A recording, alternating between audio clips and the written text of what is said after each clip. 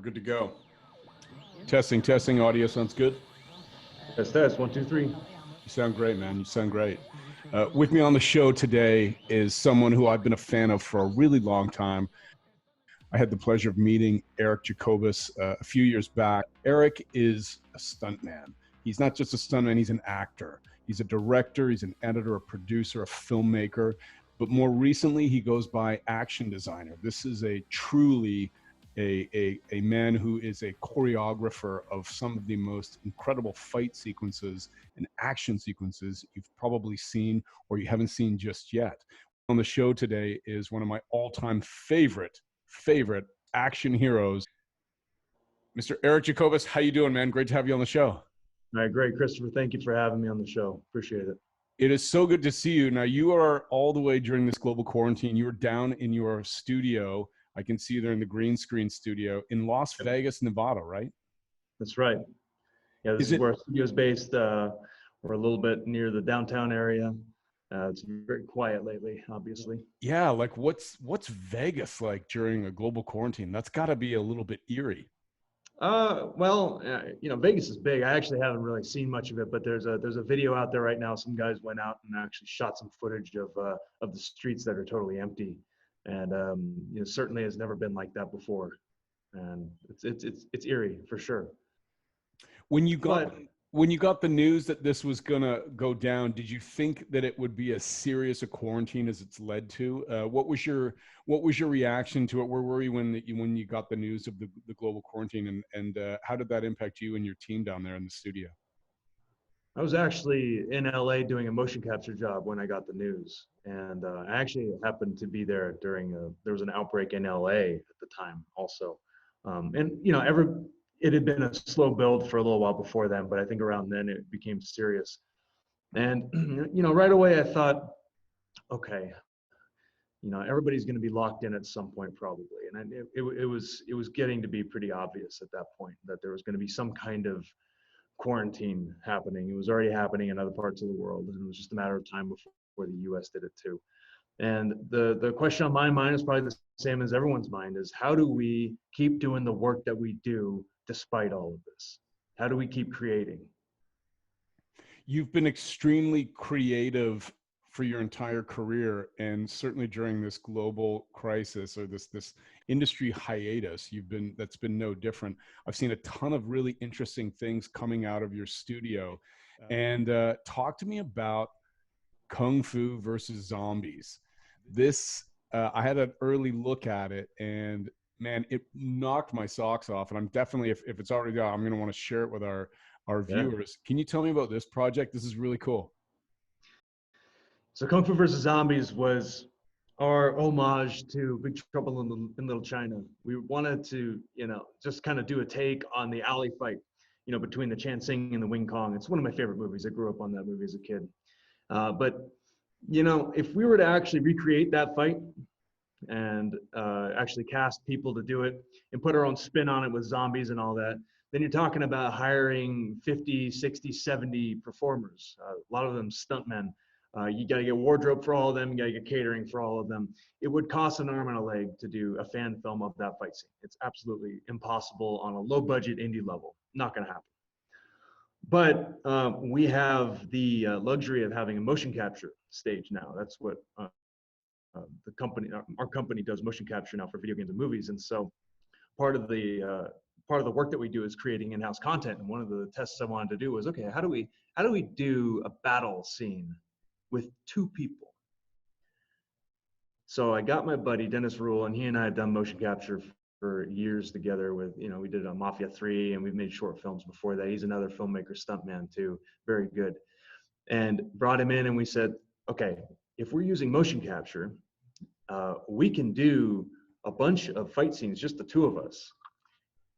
But then we can just play different characters all throughout the alley and overlay them in 3D. So it looks like there are 50 people fighting in an alley, but it's just the two of us. So what's so great about this, and people are going to get to see this, and I'll cut to some clips while you're talking about it, is you are truly looking at a battle of Kung Fu versus zombies. It really is. It's just the two of you. Yes, two of us and a crew of maybe two or three people. So a That's total of incredible. five of us in a motion capture volume making, an 8-minute short film with 60 people fighting in a street. It's possible.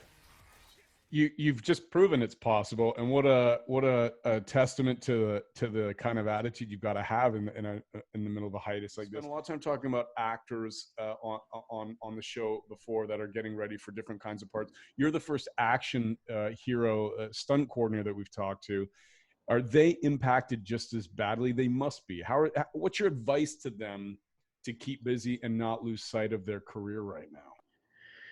Well, I'll tell you, quick anecdote. The way that I got the job as playing the combat double for Kratos in God of War was I was doing this thing called Tekken in real life in my garage, and I would just go in my garage and do Tekken moves from the game, and then I'd play them side by side. It's something that you could do today if you wanted to, because what else do you need aside from your iPhone and a laptop, right?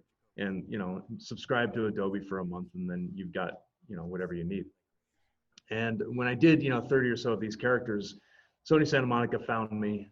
They said you can move like a video game character, and they hired me to do God of War. Now the model that I developed when I was doing the Tekken in real life was something where I was just trying to keep busy while I was alone, because I was in the Bay Area. All the stunt guys had kind of left the Bay Area. They all lived in LA, and it was kind of like a mini Corona situation for me back then, because I couldn't make action movies. So I was okay. How do I just stay busy and keep doing stuff? And so, you see a lot of this kind of creativity going around on Instagram. I mean, people are doing these funny, quarantine gags, and people doing, it's like physical comedy has never been better in a strange way. People are just setting up a camera and doing goofy stuff. And so, the advice, I can't, it's hard to pinpoint exactly what people can do. Obviously, you keep on honing your craft. If you're an actor, you keep recording dialogue. Perhaps you can get into voice acting, right? There's no stopping you doing that. Go get a microphone. Go get a Yeti microphone and try your hand at that. If you're a stunt performer, start working on your skills in your garage, or you can go outside. That's no problem.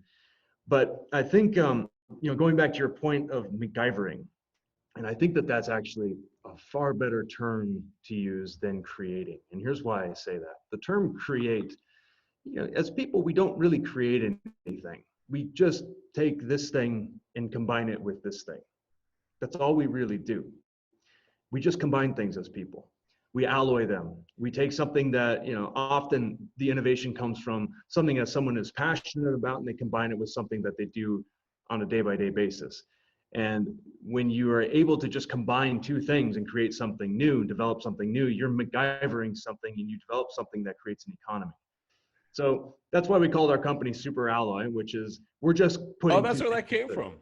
Yeah, yeah. Oh, So that's really cool. That's so really we're cool. taking the tech world with action, and we put them together, and this is what comes of it. And it's very fascinating. And as a business model, it's very simple.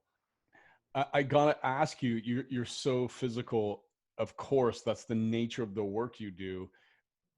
Can an actor, whether they want to be a very physical, action-oriented actor, or someone who's just really trying to keep in shape, as a lot of actors need to, what's your home workout regimen? Is there any advice or idea or thoughts you have there? I mean, this is one of those things that's typically you read about in Men's Health, Yeah. and it kind of gets overlooked. But for so many actors, their health and their well-being is a critical part of their self and the part of that process. Yeah. What are you doing to stay in good shape? How can actors do that? What advice have you got? I would say to maintain strength, buy a couple of kettlebells on Amazon. They're not very expensive. Just get whatever weight is comfortable for you. You don't need a full workout set. You don't need the full, the whole gym, Nordic track. You don't need all that stuff. I would say if you want to maintain your strength, lift something kind of heavy. You don't have to do it for a long time. My workouts are usually between 20 and 30 minutes, and I do them 2 or 3 days a week. It's really not that intensive. What I focus on is making sure that what I need to do on a daily basis, whatever it is, as an actor, if you're trying to be physical, if your goal is to be doing cardio all day, then you should be running. But if your goal is to be doing these quick sprints of action, well, you should be sprinting. You shouldn't be doing cardio. I never do cardio because I never do cardio-based performance. It's always sprinting, or it's heavy lifting that's very quick. So I would say cater it to whatever it is that your professional needs are going to be, and just focus on that. And it doesn't need to be a lot, especially when you're doing strength training. You mentioned voiceover actors earlier, and there's a whole genre now of emerging actors that want to be in the world that you're in. Video games is quickly becoming, and it has been for a while, the hot place for actors to go and take on really compelling characters. You played God of War. You were Kratos in the last game, which went on to win Game of the Year. You've done 8 different characters in the new Mortal Kombat game. Just a few months back, you were working with Bungie on Destiny 2 for their latest DLC. The story and the writing behind these video games in particular are considered among the best in the world, and they're winning a lot of awards and they're selling a lot of titles. Do you care, man? Do you just like to kick the shit out of stuff and do what great action sequence guys love to do? Or do you prepare by getting into those stories? What's your process with so much behind you and such a history of those characters? My mentor Clayton Barber put it best, that story is everything. And you can design an action scene with 1,000 moves, but if there's no story, those 1,000 moves don't count for anything. They don't matter. If you have a fight scene with one punch, and that punch carries the most important story beat of the movie, and that punch is one of the best choreographed punches you're ever going to do. And so, similarly, that's just when I make action. So when I look at the story for a character and devise action for a character, where if the action is already created and I need to kind of embody this character, story is everything, because that determines how you hold your head, determines how you hold your chest, it determines how you chamber a punch. Are you guarded? Are you hands down? All these things have to play into the performance. And really, the martial arts and stunt training is secondary. The story is the first part. That's everything. And so actors, I think, are, they already have the training of trying to get into the story of the characters that they're going to play. So it's the same thing when it comes to doing a physical performance, whether it's stunts or just, performance capture, whatever it is. As long as the story works, as long as the story is represented by your body, right? If you are engaged in physical storytelling that makes sense for that character, you're doing your job. And I would say research the greats, watch some of the classics, the people that did this the best. And, some of the best picked really good material, but then there are people also out there that just anything that they touch, they could do justice to it. You've been self-producing a lot of stuff that's featured your action sequences for 20 years now. You have always done a really, really great job. And I'll put a link to your site where people can see a bunch of this stuff below, of really getting yourself out there. Is this the era, especially with YouTube, when actors should? Because, man, you're living proof that the people are consuming it. Where did the confidence to do that come from? And why, despite all the big projects you have, do you still keep doing stuff like Kung Fu versus Zombies? I think that what drove me first to start doing this was that there was a need out there for people to consume action content. Action comedy particularly is what, it's what we do. And we always try and put some kind of comedy in it, even when it's Kung Fu versus Zombies. Then, there's just some funny gags in it, for example, that are very physical. And the way that I've always approached it is, what does the audience want? And if I'm going to be doing this, what is their perception of me? Because I actually can't really create that. I can't create my perception to people. I am who I am. I'm going to move around a certain way. I can change that to some amount, but I'm 5'6". I look a certain way. I've got this beard. There's something about me that conveys something to the audience, right? And so you have to understand that, every actor, the good actors know who they are, right? They know that there's a certain, the audience is going to react in a certain way to them. And that's just the reality. They're going to react to their voice in a certain way. They're going to react to their looks in a certain way. So the characters that you play, should be in alignment with that, right? If I were to go out and be an Arnold Schwarzenegger character, it would be a joke. It would have to be a comedy, right? I can't be if I take my shirt off, I'm all hairy. I have kind of a dad bod, and it would be funny. I can't be that guy. It's not me. And so I play to my strengths. I understand who I am, and so maybe now this is a good time for actors to figure out how they play with the audience. I think it's a great time to get that feedback, try things out. There's no harm in trying things out. Some people are going to say that sucked, that wasn't good. Hopefully people are honest. In my opinion, like, honesty is the best policy when it comes to making better action and better comedy, because if you don't know it's not funny, then you're making junk. So take it to people who are honest. Show it to people who are going to give you honest feedback. The people on your Instagram feed might just say, yeah, great, awesome, yeah, great, awesome. But then if you take it to somebody, like if you have an acting coach or if you have a casting coordinator, say, hey, what do you think of this? And they say, you're kind of trying too hard with that one. Or, hey, yeah, that was good. I think we should try that. I didn't know you had that in you. You know what I mean? Yeah. Yeah, you've always been so. There's that confidence component that you talk about, and I think you're right. I think a lot of the really great actors know it.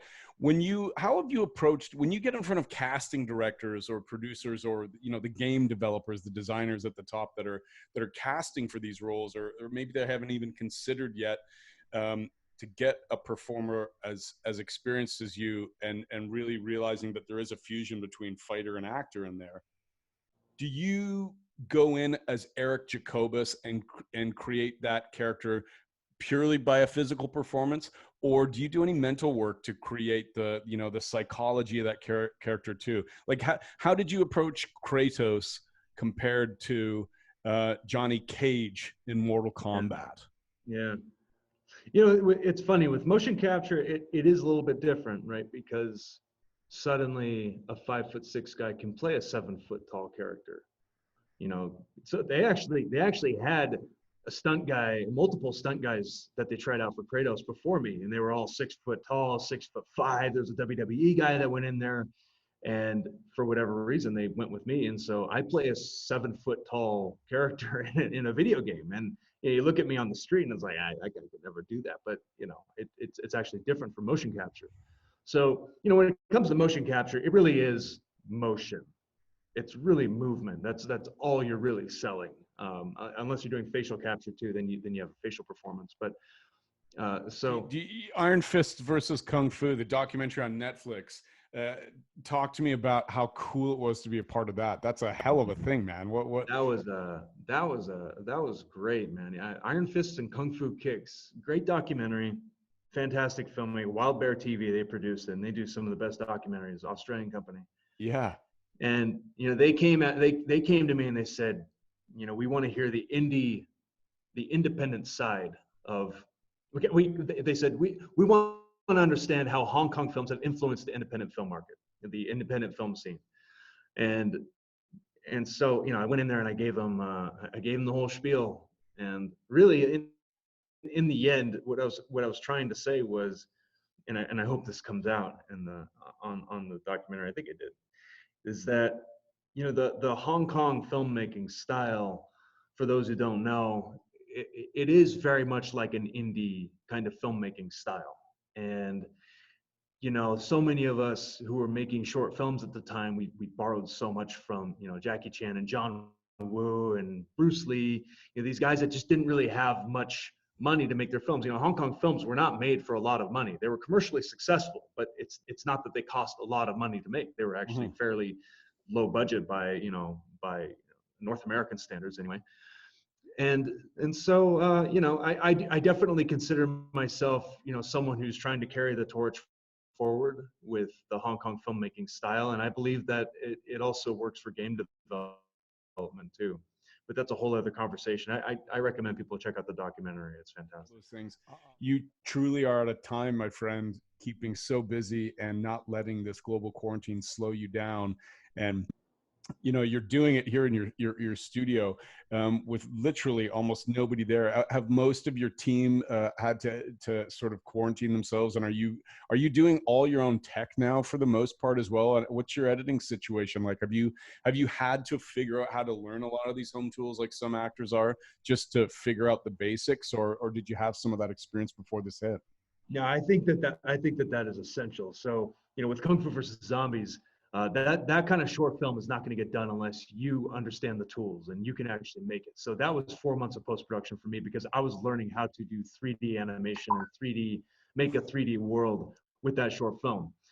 And that's just, you know, that's what you have to do. I mean, if and again, if you're getting into voice acting, you should learn about sound mixing and you should learn how to use Adobe Audition. You should learn about microphones, right? You got to know this stuff. And that's the nature of technology. And if you can harness the technology and actually learn the tool, you will vastly improve your chances of getting work. It's a given, because otherwise you got to go to somebody else and he'll have to record it for you and he'll have to mix it for you, and then and he may not know how to, you know, how best to represent you, because he's just a sound engineer and maybe he doesn't understand voiceover, or maybe he doesn't quite get it, or maybe you're going to, you know, get charged an arm and a leg and then you still have to go there. So, you know, I'm a firm believer that, as you know, as performers and as anybody trying to make something, that if you learn the tool, it frees you to just go out and make stuff. I would love to have you come back and do the show another time. Before we go, any parting words of advice or wisdom for all the actors and the performers out there? There's a lot of them going through tough times. Everyone's trying to figure this out. Any advice for all of them trying to wonder if they should hang in there and stay with this thing that they call acting, or what do you think about that? Yeah, look, there has never been a higher demand for entertainment. The paradox, obviously, is that films are largely shut down. So it's it's very difficult to make live action content right now. I say to people who are in the entertainment world, do not lose hope. Entertainment is being consumed at a higher rate than it ever has right now.